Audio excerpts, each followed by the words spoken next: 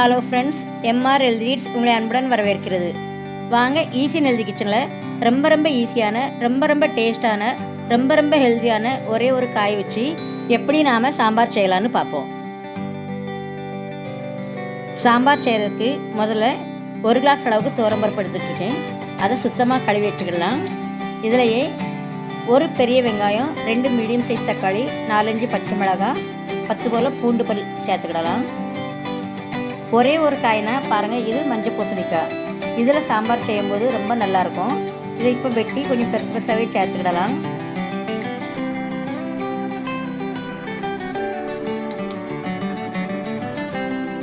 இது கூடவே 1/2 டீஸ்பூன் அளவுக்கு பெருங்காயம் சேர்த்துக்கிடலாம். 1/4 டீஸ்பூன் அளவுக்கு மஞ்சள் தூள் சேர்த்து 1/2 கிளாஸ் அளவுக்கு தண்ணி சேர்த்து 1 விசில் ஹையில் வச்சுட்டு 3 விசில் சிம்மில் வச்சு வேக வச்சு எடுத்துக்கிடலாம். இப்போ பருப்பு வேக வச்சு எடுத்தாச்சு.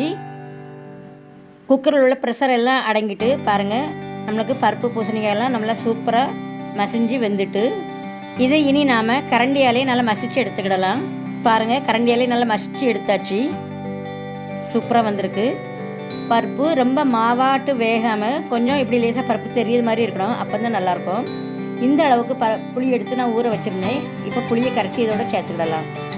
ரொம்ப விலை கொடுத்து நிறைய காய் சேர்த்து சாம்பார் வைக்கிறத விட இப்படி ஒரே ஒரு காய் சேர்த்து ரொம்ப சிம்பிளாக இப்படி சாம்பார் வைக்கும்போது ரொம்ப டேஸ்ட்டாக இருக்கும். இது இட்லியை விட வடைக்கு ரொம்ப நல்லாயிருக்கும். இது கூடவே பாருங்கள், வீட்டில் அரைச்ச சாம்பார் மசாலா சேர்த்துக்கிடுது. இது 2 டேபிள் ஸ்பூன் அளவுக்கு சேர்த்துக்கிடலாம். இந்த சாம்பார் பொடி எப்படி செய்கிறதுன்னு டிஸ்கிரிப்ஷனில் கொடுத்துருக்கோம், நீங்கள் அதை பார்த்துக்கிடுங்க.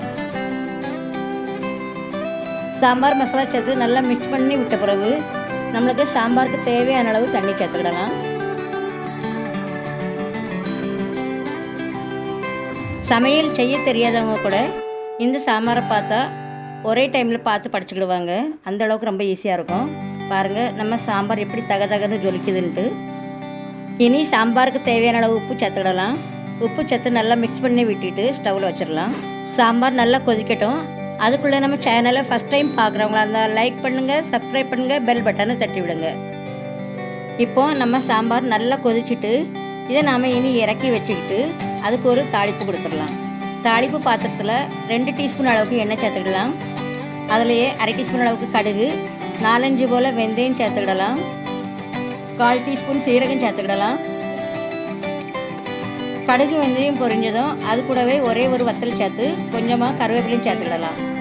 இனி இது கூடவே அரைவாசி வெங்காயத்தை சின்னதாக வெட்டி சேர்த்துக்கிடலாம்.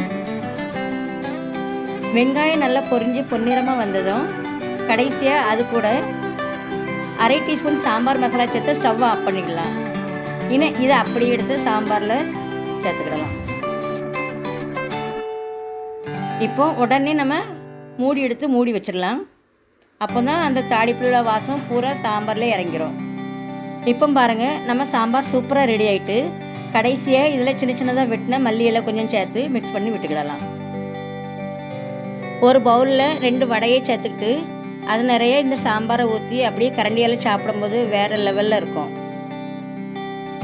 ஆனால் நாங்கள் இன்றைக்கி வடை செய்யலை, இட்லியோடு தான் சாப்பிட போகிறோம்.